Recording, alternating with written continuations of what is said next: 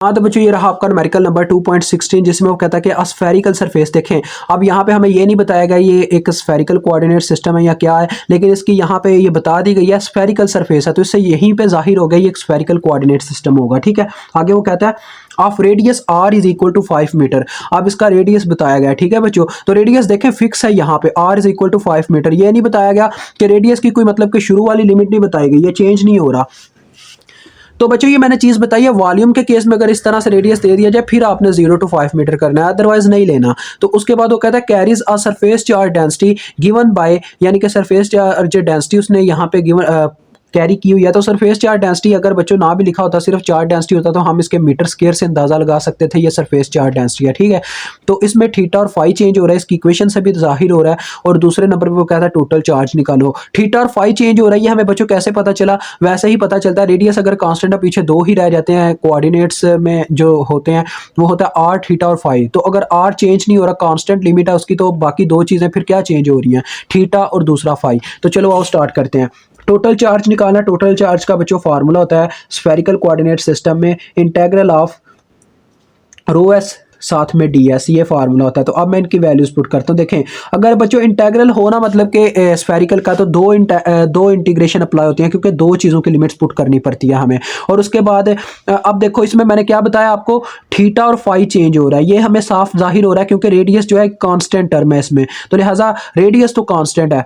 अब थीटा और phi change हो रहा है, तो मैं पहले थीटा की लिमिट्स पुट करता हूँ फिर फाई की लिमिट्स पुट करता हूँ। थीटा की लिमिट बच्चों हमेशा होती है 0 to पाई। ठीक है, क्योंकि ये जी एक्सिस के अलांग होता है, तो ये पूरा चक्कर नहीं मुकम्मल कर पाता, ये जी टू माइनस जी एक्सिस तक जाता है, जो कि एक पाई का चक्कर बनता है, सिर्फ पाई डिग्री का। ठीक है, जबकि जो अपना होता है दूसरा फाई, ये एक्स एक्सिस और वाई एक्सिस के अलांग होता है, डेट्स वाई ये पूरा चक्कर कवर करता है, जिसकी वजह से इसकी डिग्री होती है 0 to 2 पाई तक। ठीक है बच्चों, ये दोनों लिमिट्स हो गई। आगे रो एस की वैल्यू मैंने पुट करनी है। रो एस की क्या वैल्यू है? यहाँ पे देखें 2 sin थीटा है, माइक्रो कूलम वगैरह सब भूल जाओ।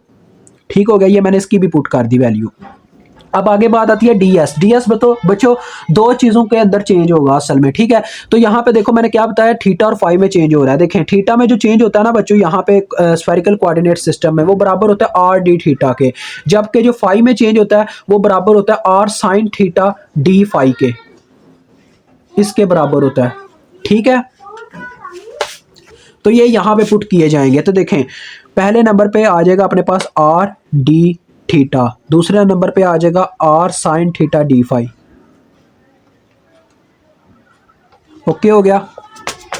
तो अब हम इसको थोड़ा सिंप्लीफाई करते हैं। देखें क्या होगा जी बच्चों, अब आर इनमें आर की कोई यहाँ पे लिमिट नहीं आपको नजर आ रही और ना ये चेंज होता है, ये हमने शुरू में बात की थी। आर एक कांस्टेंट फिर हुआ आर स्क्वायर जो बन जाएगा दोनों के मल्टीप्लिकेशन से, तो 2r स्क्वायर हम शुरू में ले आएंगे। ठीक है बच्चों, 2r स्क्वायर ऐसे शुरू में आ गया। अब जिसका इंटेग्रल है उसके साथ उसकी वैल्यू आ जाएगी। देखो इंटेग्रल हमारे पास दो दिए गए हैं, एक फाई का और दूसरा थीटा का। तो पहले फाई का पहले थीटा का, सॉरी पहले थीटा का फिर फाई का। तो फाई वाले के साथ फाई वाली डिग्री आएगी और थीटा वाले के साथ थीटा की डिग्री। तो देखो पहले थीटा है 0 to पाई, थीटा वाला उठा के ले आओ कि देखें थीटा क्या बनता है। साइन थीटा मल्टीप्लाई होकर क्या बन जाएगा, साइन स्क्वायर थीटा। ये इसका वेरिएबल हो गया और साथ में अब इसका चेंज भी आपने मल्टीप्लाई करवाना। चेंज क्या है, डी थीटा सिंपल, तो डी थीटा मल्टीप्लाई हो गया। ठीक है, अब बच्चे उसके बाद आ जाती है दूसरी लिमिट 0 to 2 पाई। अब ये क्या किसकी लिमिट है, ये हमारे पास लिमिट है डी फाई की। तो डी फाई बस इसमें सिंपल है, इसका वेरिएबल मौजूद नहीं है, सिंपल डी फाई है, तो डेट्स वाई ये सिंपल आ गया।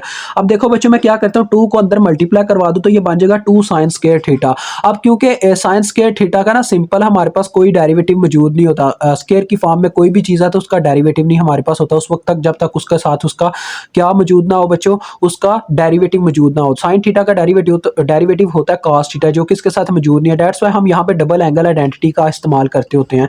तो मैं आपको साइन स्क्वायर थीटा का ना डेरिवेटिव लेके दिखाता हूं। देखो बच्चों ये चीज आपने पढ़ी थी, जिन बच्चों ने नहीं पढ़ी अब उनकी अपनी मिस्टेक है, लेकिन मैं फिर भी आपको याद दिलाता हूं कि ये क्या चीज थी।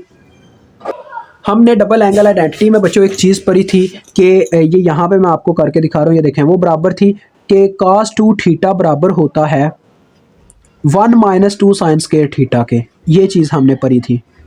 तो देखो अगर मैं यहाँ पे रिप्लेसमेंट करूं, ठीक है रिप्लेसमेंट करूं 2 साइन थीटा इधर उठा के ले जाऊं, cos थीटा उधर ले जाऊं, तो ये क्या बन जाएगा 2 sine square theta is equal to 1 - cos 2 theta. ये इक्वेशन बन जाएगी। तो इसको आपने उठा के यहाँ पे पुट करना है। तो देखो बच्चों क्या होगा, देखें जरा Q मैंने क्या किया, 2 को अंदर ऑब्जॉर्व करवा दिया, यहाँ पे 2 को ले आया, ठीक है। यहाँ बच्चों इस तरह से कह लो, मैंने अंदर 2 को मल्टीप्लाई करवाया, बाहर 2 से डिवाइड करवाई, इक्वेशन फिर भी स्टेबल है, ठीक है। अदरवाइज एक यही कंसेप्ट है कि मैं 2 को बस अंदर मल्टीप्लाई करवा दूँ, यहाँ से 2 का खत्म हो गया, ठीक है। समझ आ गई मेरी बात की। तो देखो ये इस फॉर्म में आ गया। पहले तो आर की वैल्यू तो पुट कर दो जो कि 5 है, 5 का स्क्वायर आ जाएगा, ठीक है जी। उसके बाद देखें integration of 0 to pi 2 sine square theta की जगह क्या आ जाएगा, 1 माइनस cos 2 थीटा, ये चीज़ आ जाएगी, साथ में d थीटा। और इसकी इंटीग्रेशन तो बच्चों हो चुकी है। कैसे, देखो जब कोई भी वेरिएबल ना मौजूद हो, सिर्फ डेरिवेटिव और इंटेग्रल हो, तो डेरिवेटिव ऐसे वर्क करता है जैसे वायरस, तो इंटेग्रल ऐसे जैसे एंटी वायरस। तो इसकी तो आ गई हमारे पास वैसे ही वैल्यू। कैसे, देखो फाई आ जाएगा सिंपल, और उसकी लिमिट साथ में आ जाएंगे 0 टू 2 पाई। इसको भी मैं स्टार्ट में अब ले जाऊंगा। तो देखो ये क्या बन रहा है, जरा गौर कीजिएगा। 5 का स्क्वायर बच्चों 25 होता है, 25 के साथ ये 5 शुरू में मैं ले आऊँ, इसकी लिमिट्स पुट करके, तो क्या हो जाएगा 2 pi minus 0, upper limit minus lower limit का फार्मूला लग गया 5 के ऊपर, ये वाले 5 के ऊपर ये भी रहता है। तो देखो बच्चों मैं क्या करता हूँ, इंटेग्रल और डेरिवेटिव को अगर मल्टीप्लाई करवाता जाऊँ तो क्या बन जाएगा, ये इसको ऐसे ब्रैकेट में लिख लें। देखें पहले नंबर पर आ जाएगा ऐसे, देखें 0 टू पाई 1 डी फाई के साथ डी थीटा के साथ मल्टीप्लाई हुआ तो डी थीटा ही आ गया, ठीक है। ये चीज़ बन गई। उसके बाद फिर सेंटर में माइनस और इंटेग्रल आया फिर से 0 to pi cos 2 theta D theta, ये चीज़ बन गई। हाँ जी, तो बच्चों देखो 25 2 बार 50 होता है, ये 50 पाई अभी तक बाहर आया हुआ है, ठीक है जी। अब अंदर की बात करते हैं। देखो यहाँ पे भी ऐसे ही होगा, डेरिवेटिव और इंटेग्रल ऐसे वर्क करेंगे जैसे एक मतलब कि वायरस दूसरा एंटीवायरस ही आपस में कट गए ऐसे, ठीक है जी। आपने ये निशानदेही नहीं करनी जैसे मैं करता हूँ, ऐसे आपको भी ये बताने के लिए होता है बस। तो अंदर क्या आ जाएगा, थीटा के ऊपर लिमिट्स अप्लाई हो जाएंगी। लिमिट्स बच्चों कैसे अप्लाई होती हैं, upper limit minus lower limit. तो ये मैंने यहाँ पे थीटा की डायरेक्ट लिमिट्स पुट कर दी, ठीक है बच्चों। और यहाँ पे देखो माइनस, अब ये cos 2 थीटा का डेरिवेटिव क्या होगा बच्चों, देखो cos 2 थीटा का जो डेरिवेटिव होता है ना, cos 2 थीटा का डेरिवेटिव बच्चों, जैसा कि मैंने आपको बताया था कि अगर पावर के बगैर सिंपल फॉर्म में होना तो फिर हम उसका डेरिवेटिव लिख सकते हैं। जैसे आगे हम लिखते थे, यानी कि साइन थीटा होता था, उसका डेरिवेटिव आ जाता होता था सिंपल हमारे पास माइनस cos थीटा, और cos थीटा का डेरिवेटिव क्या होता था, साइन थीटा, ठीक है जी, सिंपल फॉर्म में। तो इसका भी वही चीज़ होगी कि साइन 2 थीटा आ जाएगा। लेकिन एक चीज़, इसका एंगल डबल है, डेट्स वाई आप क्या करते हो, जब आप डेरिवेटिव ले रहे होते हो तो इंटेग्रल डेरिवेटिव का उलट होता है ना। तो इंटेग्रल जब आप डेरिवेटिव ले रहे होते हो, बाद में आप इसके एंगल का भी डेरिवेटिव लेते हो, तो इसके एंगल का डेरिवेटिव आना था 2, जो किसके साथ मल्टीप्लाई होना था। लेकिन डेरिवेटिव में अगर मल्टीप्लिकेशन होती है तो इंटेग्रल में उसका उल्टा होता है, मतलब कि वो डिवाइड हो जाता है। तो 2 इसके बटे में आ जाएगा, 1/2 आप शुरू में लिख लो, और साथ में अब इसकी लिमिट्स आ जाएंगी। तो लिहाजा बच्चों देखो क्या आ जाएगा, Q इज इक्वल टू 50 पाई, अभी तक ये ऐसे ही है, ठीक है जी।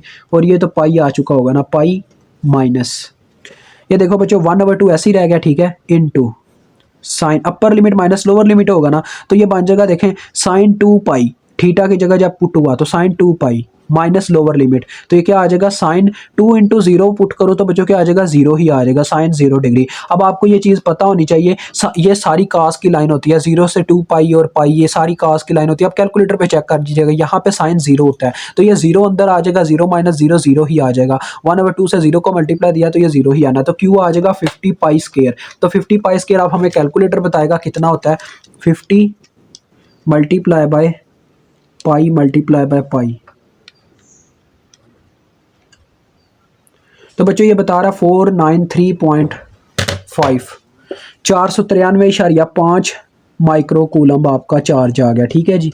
तो मुझे उम्मीद है आपको समझ आ गई होगी। काफ़ी इजी क्वेश्चन था बच्चों, कोई इतना मुश्किल नहीं है, बस समझने की ज़रूरत होती है।